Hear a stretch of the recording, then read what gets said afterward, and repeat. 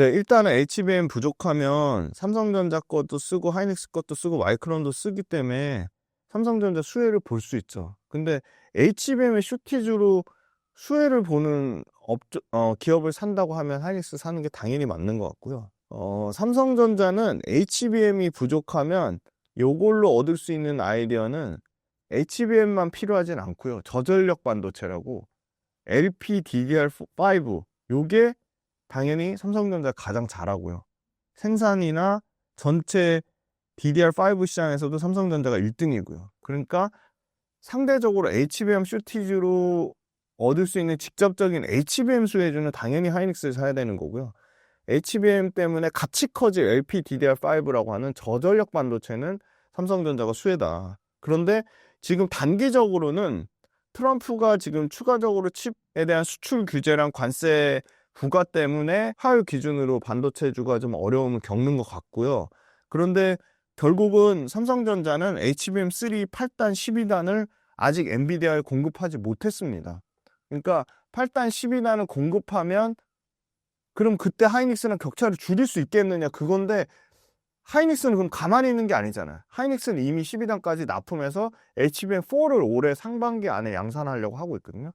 그럼 기술의 격차는 계속 삼성전자가 요만큼 따라오면 하이닉스는 이만큼 달아나는 형태가 계속 되는 거죠. 그러니까 그 격차가 그렇게 쉽게 줄어들지 않을 것 같아요. 그래서 하이닉스가 HBM 시장 내 쇼티지의 최대 수혜를 그냥 온전히 다 누릴 것 같고요. HBM 시장 내에서 기술과 이런 공급의 리더십을 하이닉스가 계속 가져가지 않을까 그렇게 보고요. 삼성전자 같은 경우는 또 문제가 있는 게 HBM에 들어가는 기본적인 메모리 반도체에 대한 설계에 대한 또 이슈도 있어요. 설계에 어떤 문제가 있는 게 아니야.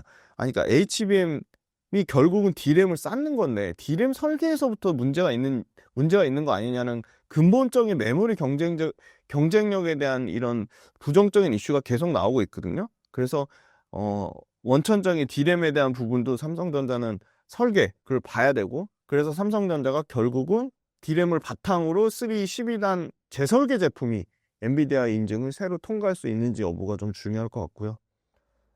그 다음에 1B 나노 DDR5 하고 1A 나노 HBM3 요게 둘 다 결국은 HBM하고 같이 가는 건데, 지금 1B 나노 쪽에서는 그 수율이 좀 올라오고 있다고 하고 있고요. 근데 아직 이제 HBM4에 사용된 1C 나노 같은 경우는 수율이 어떻게 나올지 몰라요. 아직 테스트 단계인 것 같아요.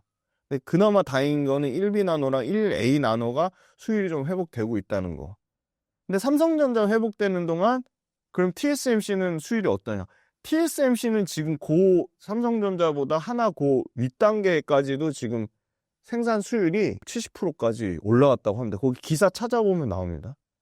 그래서 사실 이 부분이 삼성전자가 열심히 지금 그 뭐 파운드리나 이 HBM DDR5 쪽, 그다음에 그 1A, 1B 요 나노 공정 쪽에서 수율을 개선하고 있지만 선도 업체랑은 계속 좀 그 격차가 좀 벌어지고 있는 상황이고요. 그리고 지금 하이닉스가 시장 점유율이 굉장히 지금 전년 4분기 기준으로 16.9% 올라가면서, 그러니까 매출로 16.9% 성장하면서 시장 점유율을 2.2%로 오히려 끌어올렸습니다. 그래서 36.6%까지 올라왔어요. 그러면 삼성전자가 몇 프로냐? 39.3%예요. 그러니까 1.8%밖에 차이가 안 납니다. 굉장히 하이닉스가 많이 좀 올라온 것 같아요. 그러니까 삼성전자한테 이게 굉장히 위협적인 거죠. 그리고 마이크론도 역시 올라와서 22.4%예요. 그러니까 이 시장은 삼성전자, 하이닉스, 마이크론이 다 먹는 시장인데, 하이닉스는 이미 12단까지, 그러니까 지금 현재 가장 최상위 품질, 그러니까 가장 높은 기술 난이도는 HBM3 E 12단인데 이거 독점 공급하고 있죠, 이미 엔비디아에. 그리고 마이크론이 그 밑단계인 8단을 공급하고 있고요. 삼성전자 8단도 공급 못하고 있으니까 계속 뒤처지는 거죠. 계속 뒤처지는 거고, 아까 말씀드린 HBM 제품 D램 가격이 평균 5배 이상 되니까 하이닉스 입장에서는 일반 D램 못 팔아도 HBM 많이 팔리면 팔릴수록 그걸 계속 벌크업을 해주는 거고, 삼성전자 같은 경우는 계속 그 격차 때문에 수혜를 받기가 오히려 어렵다고 얘기하는 측면이 좀 현실적이지 않을까 그렇게 보고요. 엔비디아가 지금 최근에 젠슨 왕이 재미난 얘기 한 게 오픈 AI나 중국의 딥시크나 일론 머스크가 갖고 있는 그죠? XAI 거기서 그록3 이런 소위 말하는 그 생성형 AI 모델이 더 많이 생각하고 더 똑똑한 답을 얻을 수 있을수록 추론 모델이 100배 더 많은 HPU, 그러니까 고성능 컴퓨팅을 소비할 수 있다. 그러면 결국은 블랙엘 같은 고성능 AI 가속기가 더 급증할 수 있다는 겁니다. 그리고 요것도 좀 인상적이었는데 탈 엔비디아가 최근에 좀 부각받고는 있지만 성장하는 주문형 반도체 아식 역시도 학습형보다는 추론에 더 무게를 두는 큰 흐름을 벗어나지 못할 것이다. 그래서 결국은 엔비디아가 이뤄내는 AI 생태계는 여전히 굳건하고 앞으로도 계속 이어질 것이다. 그러니까 엔비디아 중심의 세계관에서 벗어나기 어렵다는 겁니다. 그러면 결국은 하이닉스가 가장 최대 수혜를 받을 수밖에 없는 상황으로 보고요. 물론 아식 주문형 반도체 시장의 대표적인 브로드컴, 그 다음에 마벨 테크놀로지, 뭐 퀄컴 이런 쪽에 다수의 그 빅테크와 연결된 팹리스 기업들이 삼성전자 하이닉스한테 모두 HBM 고성능 메모리 반도체를 받기 위해서 노크를 하고 있습니다. 협상을 진행하고 있고요.